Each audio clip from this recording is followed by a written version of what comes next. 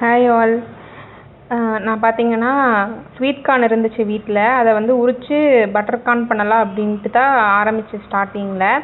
So அதுக்கு வந்து sweet கார்னை வந்து கொஞ்சம் உப்பு போட்டு தண்ணியில் வேக வச்சு எடுத்துட்டேன். அதுக்கப்புறம் பட்டர் போட்டு பட்டர் மெல்ட் ஆனதுக்கப்புறம் பச்சை மிளகா போட்டுட்டேன். பச்சை மிளகா ஃப்ளேவர் வந்து எனக்கு ரொம்ப பிடிக்கும். ஏதாச்சும் அதில் அதை இன்ஃப்யூஸ் பண்ணிகிட்டே இருப்பேன். ஸோ பச்சை மிளகா போட்டு அது நல்லா ஃப்ரை ஆன அந்த ஃப்ளேவர் வந்ததுக்கப்புறம் ஸ்வீட் கார்ன் வேக வச்ச ஸ்வீட் கார்னை போட்டு கொஞ்சம் மிக்ஸ் பண்ணி விட்டுட்டு அது கூட வந்து உப்பும் மிளகாத்தூளும் போட்டுக்கிறேன். ஆல்ரெடி நம்ம உப்பு போட்டு வேக வச்சுருக்கங்காட்டி கொஞ்சம் கரெக்டாக போட்டுட்டு அதுக்கப்புறம் கொஞ்சமாக காரத்துக்கு மிளகாத்தூள் போட்டுட்டேன்.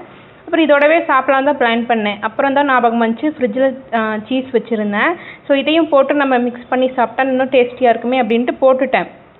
நான் என்ன மிஸ்டேக் பண்ணிட்டேன் அப்படின்னா, சீஸ் போட்டுட்டு அந்த ஹீட்டில் அப்படியே அதை மெல்ட் ஆக விட்டுறணும். ரொம்ப நேரம் வந்து அதை நம்ம வந்து அடுப்பில் வச்சு ஃப்ரை பண்ணிகிட்டு இருக்கக்கூடாது. எனக்கு அது ஃபஸ்ட்டு ஸ்டார்டிங்கில் தெரியல.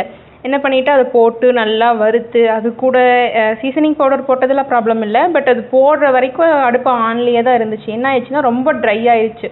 நான் நல்லா சீஸியாக சாப்பிட்லாம் அப்படின்ட்டு எக்ஸ்பெக்ட் பண்ணிகிட்டு இருந்தேன். கொஞ்சம் ட்ரை ஆயிடுச்சு. சரி அவருக்கு தெரியாமல் தான் சர்ப்ரைஸாக பண்ணேன். கொஞ்சம் ஹெவி ஒர்க் போயிட்டு இருந்துச்சா, சரி நம்ம ஒரு சர்ப்ரைஸ் பண்ணுவோமே அப்படின்ட்டு சர்ப்ரைஸ் பண்ணேன்.